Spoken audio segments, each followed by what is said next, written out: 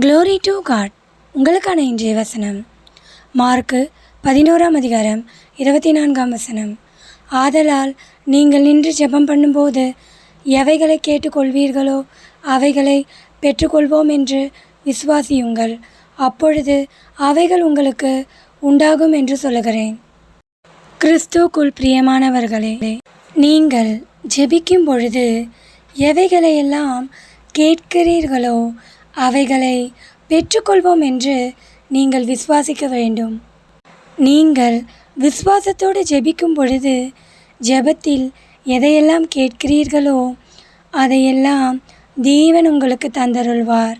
நீங்கள் கேட்பது ஆண்டவரின் சித்தத்தின்படி இருக்குமே, ஆனால் அவைகள் எல்லாம் உங்களுக்கு நிச்சயமாய் உண்டாகும்.